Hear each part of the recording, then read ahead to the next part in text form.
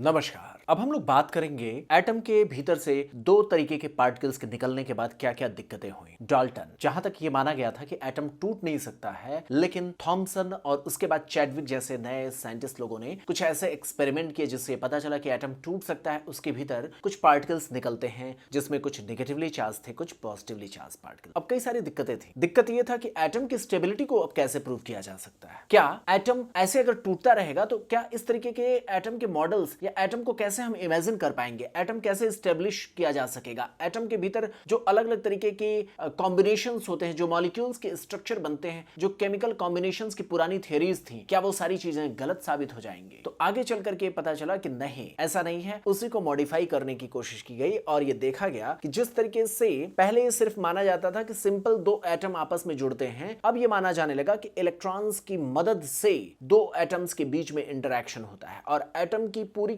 Currency अब electron को माना जाने लगा, जो आज तक हम सोचते रहे हैं। तो डाल्टन की थियरी जब गलत साबित होती है तो उसके बाद बहुत सारी चीजें हमारे एटम्स को लेकर के, जो हमारी धारणाएं थी, जो हमारी सोच थी, उसमें परिवर्तन आता है, उसमें बदलाव आता है। चलिए देखने की कोशिश करते हैं क्या क्या चीजें थी जो उस समय दिक्कत की बात थी। तो यहां पर एनसीईआरटी ने उसे मेंशन भी किया है। यहां पर देखिए जो शुरुआती एटॉमिक मॉडल्स थे वो क्यों दिए गए। तो ये जितने भी एक्सपेरिमेंट हो रहे थे वो डाल्टन्स के इनविजिबल एटम के बारे में जो भी बातें बताए, अब ये पता चलने लगा कि एटम कुछ सब एटॉमिक पार्टिकल्स की मदद से बना हुआ, जो पॉजिटिव और नेगेटिव चार्ज के बने, और इसकी वजह से दिक्कत ये आया कि अब एटम की स्टेबिलिटी कैसे एस्टेब्लिश की जा सकेगी और जो भी लॉ ऑफ केमिकल कॉम्बिनेशंस की जो बातें थी वो क्या अब गलत साबित हो जाएंगी। कैसे हम समझ पाएंगे कोई एटम कैसे इलेक्ट्रोमैग्नेटिक रेडिएशन को एब्जॉर्ब या एमिट करता है। वो सारी चीजें, बहुत सारी ऐसी बातें थी जिनको एक्सप्लेन करने की अब चुनौती थी। लेकिन थॉमसन का जो कंट्रीब्यूशन रहा है हमारे एटम्स की दुनिया में वो बहुत बड़ा रहा है। सोचिए, एक सामान्य सा व्यक्ति, कोई भी हमारे आपके जैसे लोग बहुत कुछ नहीं कर पाते अपनी जिंदगी में, एक छोटी सी जिंदगी में थोड़ा सा ही काम कर पाते। थॉमसन ने क्या क्या किया, पहले कैथोड रेज के बारे में पता लगाया, फिर कैथोड रेज के पार्टिकल के बारे में बताया कि वो इलेक्ट्रॉन है। उसके बाद थॉमसन ने क्या किया, थॉमसन ने इसके बाद भी अगला काम किया, उसने उस इलेक्ट्रॉन के चार्ज और मास का रेशियो बताया। उसके बाद जो चुनौती थी कि ये पॉजिटिव जो पार्टिकल्स हैं और जो इलेक्ट्रॉन्स हैं ये कैसे एटम के भीतर असेंबल्ड किए जाएंगे, उस चुनौती को भी दुनिया में उस समय सॉल्व किया थॉमसन ने। तो थॉमसन ने बहुत सारा काम किया। आप अगले पेज पर देखेंगे, एनसीईआरटी के अगले पेज पर जो सबसे पहला एटम का मॉडल है जिसके बारे में जानकारी मिलती है वो किसने दिया था, थॉमसन ने दिया था। आप यहां पर देखें थॉमसन का जो एटॉमिक मॉडल था वो किस बात के आधार पर था, उसको हमें यहां पर समझने की जरूरत है। एक्चुअल में क्या था, इससे पहले डाल्टन के एटॉमिक मॉडल में हम क्या मानते थे, हम डाल्टन के एटॉमिक मॉडल में सिर्फ यही मानते थे कि एटम पूरा का पूरा क्या है, सॉलिड स्फीयर के जैसा होता है, सॉलिड स्फीयर की कल्पना करते थे। और थॉमसन ने इसी बात को आगे बढ़ाते हुए अपनी पहली मॉडल दिया था। याद रखिएगा, रदरफोर्ड के टाइम पर, यानी अभी टाइम के फ्रेम में, जो इस समय बहुत मजाक में लोग कहते हैं ना क्रोनोलॉजी समझिए, तो जो क्रोनोलॉजी है उसमें आपको समझना होगा थॉमसन तक प्रोटॉन के बारे में नहीं पता था, सिर्फ पॉजिटिव चार्ज के बारे में पता था, पॉजिटिव चार्ज के बने हुए पार्टिकल्स के बारे में पता। और रदरफोर्ड और उसके बाद जाकर के एस्टैब्लिश होता है कि एटम के भीतर जो पॉजिटिव चार्ज होते हैं उसका यूनिट प्रोटॉन होता है। ये रदरफोर्ड के बाद जाकर के पता चलता है। तो अभी जिस दुनिया में, जिस टाइम फ्रेम में है, वहां पर सिर्फ और सिर्फ ये पता था कि एटम के भीतर पॉजिटिव चार्ज होता है और इलेक्ट्रॉन्स होते हैं। डाल्टन का जो थियरी था, डाल्टन का जो एटॉमिक मॉडल था, उसी को आगे बढ़ाते हुए थॉमसन ने अपना एटॉमिक मॉडल दिया और उन्होंने भी यही माना कि एटम सॉलिड स्फीयर होता है। क्या माना, थॉमसन ने भी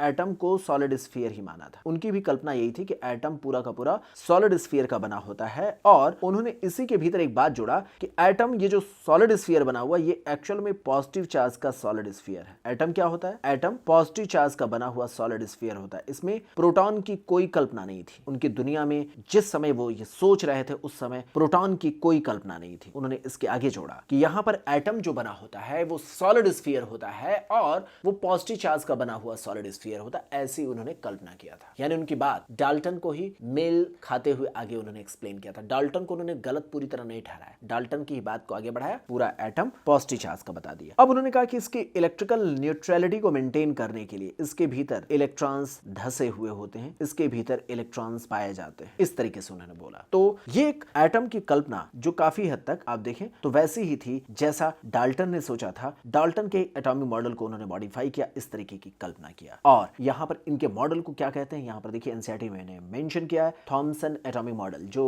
1898 में दिया गया था, उसके अकॉर्डिंग इसे प्लम पडिंग मॉडल या फिर फिर प्लम पुडिंग मॉडल या रेजिन पुडिंग या वाटरमेलन मॉडल कहा गया था। आप जानते भी हैं कि पॉजिटिव चार्ज के स्फीयर जो रेड कलर से दिखाया गया है, ये आप वाटरमेलन का रेडिश पार्ट मान सकते हैं। उसके सीड्स के लेवल पर इलेक्ट्रॉन्स की कल्पना कर सकते हैं। इलेक्ट्रॉन्स वाटरमेलन के सीड्स के जैसे धसे हुए वहां पर कल्पना उनकी की जा सकती है। इस तरीके से पहला एटॉमिक मॉडल है जो डाल्टन की एटॉमिक थ्योरी को ही सोचते हुए दिया गया। इस मॉडल में बहुत सारी गलतियां हैं, आप जानते हैं, आप एनसीईआरटी में पढ़ेंगे। उसके बाद अब ये कैसे एस्टैब्लिश हो पाया कि एटम जो है उसमें इस तरीके का मॉडल नहीं होना चाहिए, एग्जैक्ट मॉडल क्या होना चाहिए, उसके बारे में कैसे कल्पना हुआ, उस पर हम रदरफोर्ड के एटॉमिक मॉडल में बात। आगे बढ़ने से पहले रदरफोर्ड एटॉमिक मॉडल को हम अगले लेक्चर में लेकर के चलेंगे, लेकिन यहीं पर उस समय तमाम साइंटिस्ट ऐसे थे जो ये मानते थे कि एटम तोड़ा नहीं जा सकता, जबरदस्ती एटम को तोड़ा गया है। कुछ लोगों ने ये माना, आपको पिछले लेक्चर में मैंने आपको बताया था ना, जो डिस्चार्ज ट्यूब एक्सपेरिमेंट था उसमें प्रेशर बहुत लो किया गया था, प्रेशर बहुत लो किया गया था और वोल्टेज बहुत हाई किया गया था। प्रेशर बहुत लो था, वोल्टेज बहुत हाई था, तो कुछ लोगों ने कहा कि एटम जबरदस्ती तोड़ा गया है, एटम को एक अननेचुरल एनवायरनमेंट में तोड़ा गया है, जबरदस्ती तोड़ करके उसके भीतर से नेगेटिव और पॉजिटिव पार्टिकल्स निकाले गए हैं। कुछ लोगों ने यह माना कि एटम नेचुरली नहीं टूट सकता है, लेकिन उसी समय रेडियो एक्टिविटी की खोज होती है। मैडम क्यूरी, हेनरी बैकरेल, इन तमाम तरीके के साइंटिस्ट लोगों ने उस समय ये एस्टैब्लिश किया, इस बात को भी बताया कि हाँ, सच में कुछ नेचुरली एटम भी टूटते हैं, और इस तरीके से रेडियो एक्टिविटी के बारे में पता चला। सोचिए साइंस किस दौर में है। जैसे हम डायनेस्टीज के बारे में पढ़ते हैं, हिस्ट्री में बहुत सारे डायनेस्टीज के बारे में पढ़ते हैं, वैसे यहां पर भी एक स्टोरी है, यहां पर भी एक चैलेंजेस है, यहां पर भी एक तमाम इंटरेस्ट की बातें हैं। अंतर बस ये है कि यहां पर हमें उन चीजों के बारे में बात करना होता है जहां पर दुनिया सोच नहीं सकती। तो हम जहां कोई नहीं देख सकता है वहां साइंस का स्टूडेंट देखता है। सोचिए, ये एनसीईआरटी ने यहां पर मेंशन भी किया है। हालांकि अगर आप मेरी बुक लेते हैं तो उसमें ये सारी चीजें बहुत अच्छे डायग्राम और कॉम्पिटिटिव पॉइंट ऑफ व्यू से क्या क्या चीजें जरूरी हैं उन सारी चीजों को लेकर के भी बताया गया। आप देखिए, विलियम रॉन्जन, इन्होंने किसके बारे में बताया था, यहां पर एक्सरे के बारे में बताया था। विलियम रॉन्जन ने एक्सरे के बारे में बताया था, मैंने आपको पिछले लेक्चर में इसके बारे में डिस्कस किया था। इसी तरीके से बैकरेल ने उस समय रेडियो एक्टिविटी के बारे में बताया। मैरी क्यूरी, मैडम क्यूरी जिन्हें हम कहते हैं, पियरे क्यूरी, जो उनके फैमिली ट्री में बहुत सारे लोग थे, क्यूरी क्यूरी करके, उनके हस्बैंड, उनके दामाद और कई सारे और, फेडरिक सॉडी, रदरफोर्ड, कई सारे ऐसे लोगों ने मिलकर के रेडियो एक्टिविटी के बारे में कई सारी चीजों की जानकारी दिया। और उसी समय अल्फा बीटा गामा रेस के बारे में पता चला। आगे चल करके मैं आपको बताऊंगा, इस चीज को समझाने की कोशिश करूंगा, साइंस में कितनी सारी हिस्टोरिकल गलतियां होती हैं जिसको आगे चल करके हम सुधारते हैं। आप यहां पर देखिए, पिछले लेक्चर में मैंने आपको बताया था कि जो एनोड रेस कहा गया था, एनोड रेस गलत टर्म था। क्यों गलत था, पिछला लेक्चर देखिएगा। और उसी समय जब रेडियो एक्टिविटी की खोज हुई थी, जब रेडियो एक्टिविटी के बारे में पता चला बैकरेल के द्वारा, हेनरी बैकरेल ने जब रेडियो एक्टिविटी के बारे में बताया तो उन्होंने कहा था कि कुछ मैटर के ऐसे पार्टिकल्स होते हैं जो हैवी होते हैं, कुछ हैवी एटम्स ऐसे होते हैं जो अपने आप ही टूटते रहते हैं, वो अपने आप ही छोटे छोटे एटम्स में टूटते रहते हैं और उनके टूटने से कुछ रेडिएशंस रिलीज होती हैं। उन्होंने ये बात बताया कि कुछ ये रेडिएशन रिलीज करते हैं, जो रेडिएशन रिलीज करते हैं उनका नाम रखा गया alpha rays, beta rays, gamma rays. आप इस चीज को समझिएगा, यहाँ पर अल्फा रेज जो नाम रखा गया था वो नाम रेज नहीं था, वो भी पॉजिटिवली चार्ज पार्टिकल्स की बीम थी। ऐसे जिसे बीटा रेज कहा गया था वो भी कोई एक्चुअल रेज नहीं थी, वो भी नेगेटिवली चार्ज पार्टिकल की बनी हुई बीम थी। लेकिन जो गामा रेज कहा गया था वो एक्चुअल में रेज था। अब ये बात मैं क्यों कह रहा हूं, गामा रेज रेज है, अल्फा रेज रेज नहीं है, बीटा रेज रेज नहीं है, इस बात का मतलब क्या है? रेडियो एक्टिविटी में खोजे गए पार्टिकल्स अगर थे